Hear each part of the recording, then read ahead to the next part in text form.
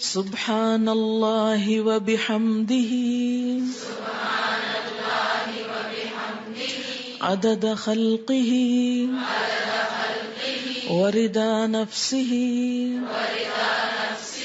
وزنة عرشہ ومداد کلماتہ. سبحان اللہ، پاک ہے اللہ، وبحمدہ، اور اس کی تعریف کے ساتھ، یعنی میں اس کی پاکی بیان کرتی ہوں. عدد خلقہ، اس کی مخلوق کی تعداد کے مطابق، کے برابر. عدد گنتی، تعداد. خلق بمعنی مخلوق، یعنی جتنی اس کی مخلوق ہے، اس کی جتنی تعداد ہے، جتنی اس کی کریشن ہے، ان سب کی تعداد کے برابر، گنتی کے برابر. وردا، اور رضامندی، نفس ہی، اس کی نفس کی، یعنی اس کے نفس کی یا اللہ تعالی کی ذات جس چیز پہ راضی ہے اور جتنی تعریف پہ راضی ہے اتنی تعریف کرتی ہوں. وزنۃ عرشہ، اور اس کے عرش کے وزن کے برابر، یعنی جس عرش پر اللہ تعالی متمکن ہے اس کا جتنا وزن ہے ہم تو اس کا احاطہ بھی نہیں کر سکتے، اس کے برابر. ومداد، اور سیاہی، کلمات ہی، اس کے کلمات کے لکھنے کی. یعنی قرآن پاک میں آتا ہے کہ اگر سارے سمندر سیاہی بن جائیں اور اتنے ہی اور بھی، اور سارے درخت قلمیں بن جائیں اور اللہ کے کلمات، اس کی تعریف لکھی جانے لگے تو سارے سمندر خشک ہو جائیں، لیکن اللہ کی باتیں کبھی ختم نہ ہوں. تو اس لیے اس کے کلمات یا اس کی باتیں لکھنے کے لیے جتنی سیاہی چاہیے اس کے برابر.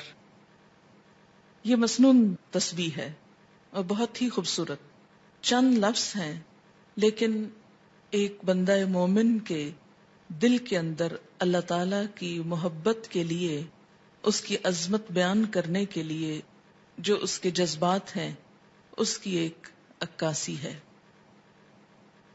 اب دیکھیں کہ اللہ تعالی کی ذات جتنی بلند ہے اور اس میں جتنی خوبیاں ہیں ان کا احاطہ کرنا ہم جیسے کم عقل اور حقیر انسانوں کے لیے ممکن ہی نہیں. نہ وہ ہماری عقل میں سما سکتا ہے، نہ ہمارے تصور میں، اور نہ ہی ہماری اتنی زندگی ہے، نہ ہماری اتنی قوت ہے، نہ اتنی طاقت ہے، مجال ہے کہ ہم واقعی اس کی تعریف کا حق ادا کر سکیں.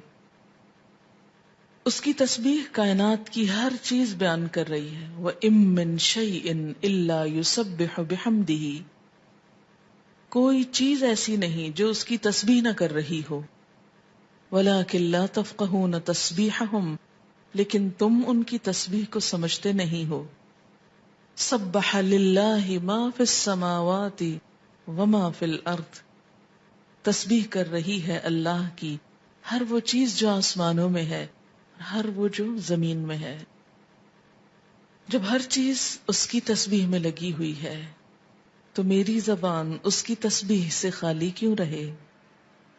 اگر میں نہیں کروں گی تو میری محرومی ہے. اللہ تعالیٰ کا تو کچھ بھی نقصان نہیں.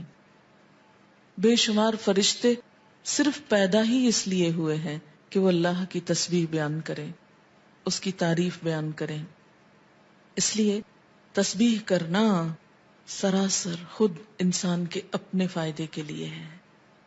اس طرح انسان باقی کائنات کا ہم نوا ہو جاتا ہے. جس ذات سے جتنی محبت ہوتی ہے اس کے لیے الفاظ کا چناؤ اتنا ہی مشکل کام ہوتا ہے، اور اللہ کی تعریف کے لیے الفاظ کا چناؤ ہم عام انسانوں کے بس میں نہیں. اس لیے ہمیں لازمی طور پر سہارا لینا ہے نبی صلی اللہ علیہ وسلم کے الفاظ کا. تو آپ نے جو الفاظ سکھائے مسنون بھی ہیں اور بہت جامع بھی ہیں. آپ صلی اللہ علیہ وسلم کی یہ خصوصیت تھی کہ انما اوتیت جوامع الکلم، مجھے جامع کلمات عطا کیے گئے ہیں. آپ صلی اللہ علیہ وسلم کی گفتگو کی ایک خوبی تھی کہ کم الفاظ میں بڑی بات کہہ سکتے تھے. تو یہاں بہت کم الفاظ میں بہت خوبصورت طریقے سے اللہ تعالی کی تسبیح بیان کی گئی ہے. تو جب بھی آپ دعا مانگنے لگیں تو اس سے پہلے اگر یہ چند لفظ بول لیں تو دعا کا وزن اور قبولیت اور اس کی خوبصورتی بڑھ جائے گی. اب دیکھیں کہ دعا کے شروع میں اور آخر میں تسبیح پڑھنا اور درود شریف پڑھنا یہ ایسا ہی ہے کہ جیسے کسی کو کچھ دینے کے لیے آپ ایک خوبصورت جیسے گفٹ پیپر ہوتا ہے یا اچھا کوئی برتن ہو سکتا ہے یا کوئی بھی چیز جس میں آپ کوئی چیز ڈال کر دے رہے ہیں. مثلا آپ نے ایک خوبصورت خط لکھا اور گندے سے انویلپ میں ڈال کے دے دیں تو وہ تاثر کیسا ہوتا ہے؟ درست نہیں ہوتا. اسی طرح آپ اچھی سے اچھی بات کہنا چاہیں مگر الفاظ اچھے نہ ہوں تو اس کے اندر خوبی نہیں آئے گی اچھی سے اچھی بات میں. تو الفاظ کا اچھا چناؤ اور دعاؤں کے آگے پیچھے اللہ کی تسبیح یہ بہت ہی ضروری ہے اور بہت مفید ہے، اور اس سے بڑھ کر جامع الفاظ کم ہی ملیں گے آپ کو. اس لیے ان کو یاد بھی کر لیجئے اور عادت بھی بنا لیجئے. اب اس شعور کے ساتھ جو کچھ ہم نے اس کا معنی سمجھا ہے، مثلاً عدد خلقی ہی، تو آپ سوچئے ذرا کہ اس کی مخلوق کی گنتی. مثلاً کہا یہ جاتا ہے کہ آسمانوں پر جتنے ستارے ہیں اگر ان کو فرضی نام دے دیے جائیں، مثلاً ABCD، تو ان ناموں سے پکارنے میں یا ان کی صرف گنتی کرنے میں 400 ملین سال چاہیے، کیونکہ انسان نمبر ایک تو احاطہ ہی نہیں کر سکتا. اور اگر صرف گننے لگے ان کو، صرف ستاروں کو، ابھی زمین کے ذرات کو نہیں، ریت کے ذرات کو نہیں، اگر آپ میں سے ہر ایک کو پورا کراچی شہر مثلاً سمندر کے کنارے پہنچ جائے اور ایک ایک گلاس ریت کا اٹھا کر اس کو دے دیا جائے ہر شخص کے کہ اس کے ذرات گنو، تو میرا خیال ہے کہ صرف وہ ذرے گننے میں اس کو کئی سال لگ جائیں، ایک عمر بیت جائے.